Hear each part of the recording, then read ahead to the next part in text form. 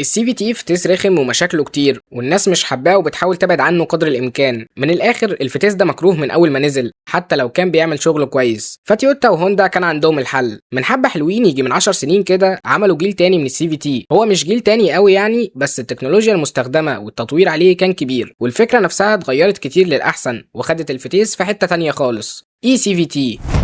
خليك معايا للاخر عشان نفصص الفتيس كله، نعرف بيشتغل ازاي ببساطه ومن غير تعقيد، ونقارنه بين اخوه السي في تي العادي، ونعرف هل فعلا ممكن يبقى خيار افضل من السي في تي ولا ايه دنيته. لو لسه جديد معانا ما تنساش تعمل لايك وسبسكرايب، ويلا بينا نخش في الموضوع على طول. عشان نشرح الاي سي في تي لازم تبقى عارف اصلا السي في تي العادي بيشتغل ازاي. فباختصار شديد السي في تي فتيس متغير باستمرار، بكرتين في بينهم سير رابطهم ببعض. حجم او قطر البكرات بيتغير عشان يتكيف مع الموتور وتنقل القوه المطلوبه من المحرك للكاوتشات. ده باختصار شديد جدا يعني. بس نصيحه، لو اول مره تسمع عنه وعايز تفهمه صح ارجع شوف الحلقه اللي عملتها من شهرين عن نواقل الحركه، شرحت فيها التفاصيل وكل حاجه في السي في تي من الالف للياء بمشاكله بقى، بمميزاته، بسلطاته، ببابا غنوغه. هسيبها لك في الاي فوق، ارجع شوفه وتعالى تاني. اما لو انت عارف اصلا فخليك هنا بقى وركز معايا. خلاص احنا اتعودنا اي كلمه جنبها حرف الاي يعني كهرباء، فالاي سي في تي المره دي مختلف عن التقليدي. الاتنين بيشاركوا نفس الاسم فعلا لكن الطريقه مختلفه خالص. Electronic Continuous Variable Transmission يعني ناقل حركه كهربائي متغير باستمرار. عشان افكرك، السي في تي العادي كان بكرتين اللي بيتحكم في حجمهم او قطرهم سير.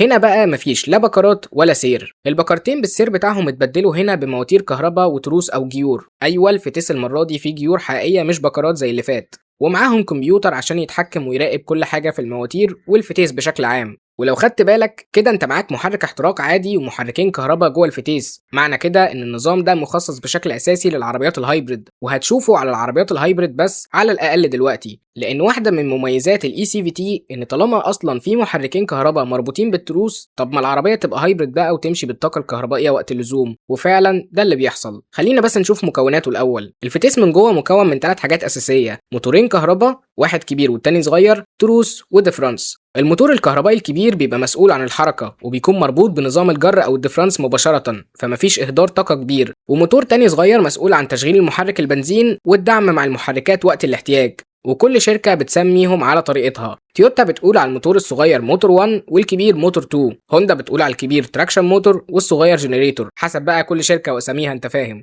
كمبيوتر المحرك وكمبيوتر الفتيس بيراقبوا دوسة البنزين، الحمل اللي على العربية وسرعتها، وبناء على القرايات بيشوفوا مين اللي هيشتغل، هل ال3 مواتير مرة واحدة ولا واحد بنزين والتاني كهرباء. ده في حالة السرعة فوق ال60 أو 70 كيلو، لأن كده الكهرباء هي اللي بتقوم العربية زي أي نظام هايبريد تقليدي. أبسطها لك، يعني من أول الثبات لحد تقريبا سرعة 60 محرك الكهرباء الكبير رقم 2 هو اللي بيحرك العربية. إنما بعد سرعة 60 أو عند دوسة البنزين المفاجأة، موتور رقم 1 الصغير اللي مسؤول عن تشغيل المحرك بيستلم إشارة من كمبيوتر الفتيس إنه يصحي المحرك عشان يساعد العربية في التسارع. ولو أنت بقى محتاج أقصى قوة من العربية وجبت آخر دواسة البنزين بجد، فالتلاتة بيشتغلوا مع بعض. محرك البنزين مش بس بيحرك العربية بعد سرعة 60، لا ده كمان بيشحن البطاريات لما تفضى، بس لما تدوس جامد فهو بيوقف شحن ويحط كل قوته في تحريك العربية مع الاتنين التانيين. لكن لازم تبقى فاهم برضو ان المحرك الاحتراق نادرا لما بيشتغل لوحده من غير مساعدة المواتير الكهرباء معاه، لان النظام بشكل اساسي يا بيشتغل كهرباء بس لو سرعات منخفضة، او بيشتغلوا كلهم مع بعض في اقصى قوة العربية. انما بنزين لوحده نادرا جدا وبيبقى محتاج لها شروط معينة. كده احنا فصصنا الفتيس وعرفنا عنه كل حاجة. تعالى بقى نشوف مميزاته وعيوبه،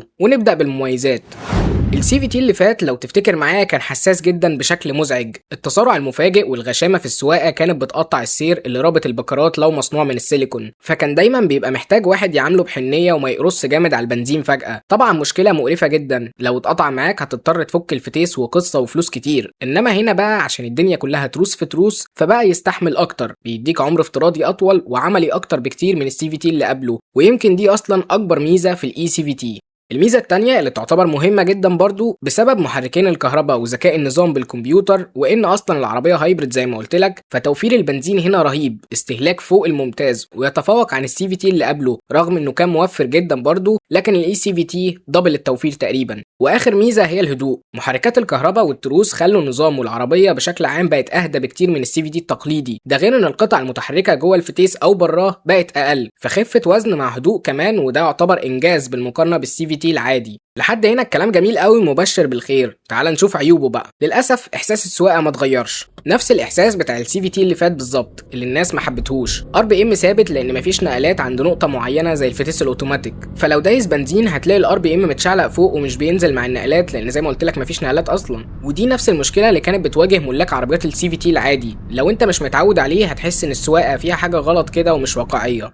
الحاجة التانية، الفتيس ده معقد بشكل يخنق الصراحة. عارف لما يبقى الحاجة فيها هندسة بزيادة؟ هو هنا نفس الكلام كده، رغم انه صغير وملموم في بعضه لو جيت قارنته بفتيس اوتوماتيك مثلا، بس كل حاجة متلغمة جوه، فالدنيا معقدة قوي ومعتمد على كمبيوتر، فكله شغل سوفت وير يعني. فلو لا قدر الله الفتيس حصل له اي حاجه وعايز تصلحه، انت هتحتاج خبير استراتيجي، يا الا صلحه في التوكيل بقى وامرك لله. بس استنى، قبل ما تتقفل منه وتكرهه، تعال نشوف الفتيس ده موجه لمين، لانه مش الاختيار المناسب لاي حد. اختيار اي سي في تي هيبقى مناسب قوي مع الناس اللي هتجيب عربيه هايبرد، ما تخافش منه طالما انت فاهمه وفاهم طريقه عمله، وطالما انت اصلا جايب هايبرد فانت يهمك التوفير بشكل اساسي، ودي لعبه الفتيس ده اصلا. الاي سي في تي هيوجب معاك وهيبسطك جدا في الصرفيه، هيخفف عليك مصاريف البنزين بشكل ملحوظ، هتبقى خدت ميزه السي في تي في التوفير والاقتصاديه، وكمان بقى اهدى واريح في السواقه وعملي اكتر بكتير. النقطه الاهم بقى ان ده فتيس مش رياضي وما ينفعش للاستخدام الشبابي، خليك فاكر انه سي في تي برضه لو رجلك حراقه على البنزين، بتجري كتير، بتقوم العربيه جامد وعايز تسارع غشيم، فما تستناش منه ده. الفتيس مازال حساس، اي نعم مش بنفس حساسيه التقليدي، لكن مش موجه للسواقه الرياضيه. هيبقى مناسب جدا لو انت رب اسره وهتجيب عربيه عائليه تشيلك وتسندك في مصاريف البنزين، او لو سواقتها هاديه ومش بتدوس، فهيبقى برضه اختيار ممتاز ليها. غير كده بقى لو انت شاب وبتدور على حاجه تطلع غلك فيها على الطريق، فلا، ده مش الاختيار المناسب ليك خالص. عايز تعرف الفتيس الرياضي بجد؟ دوس على الاي اللي فوق وشوف الفيديو، هيفيدك كتير. وعلى فكره الاي سي في تي مش ابن امبارح، ده طلع من 10 سنين تقريبا. هوندا وتويوتا درسوه طوروه كويس قوي، فمش تكنولوجيا جديده وهيجربوها فيك ما تخافش. وموجود في عربيات كتيره جدا اثبتت نفسها في الاسواق، وهي اصلا عربيات ناجحه وعمليه لابعد الحدود، مش محتاجانا اتكلم عنها يعني. عندك تويوتا كامري، تويوتا راف 4، لكزس اي اس 300 اتش، وهوندا اكورد والسي ار في، دول ابرز العربيات يعني. بس ما تقلقش، في غيرهم كتير زي من مازدا ولكزس كمان، واكيد موجود على الفئات الهايبرد، بس لاننا اتفقنا انه يعتبر نظام هايبرد وناقل حركه في بعض. والفئات اللي مش هايبرد هتلاقيها بتنزل بالفتيس السي في تي العادي. في الاخر نصيحتي ليك قبل ما تجيب اي عربيه، جربها من صاحبك او خدها تيست درايف الاول، شوف هتناسبك وهتعجبك ولا لا قبل ما تلبسها. لو عجبك الفيديو واستفدت منه، ما تنساش تعمل لايك وسبسكرايب، وهحاول احط المصادر في الديسكريبشن عشان لو حبيت تقرا بنفسك. اشوفك في الفيديو الجاي، سلام.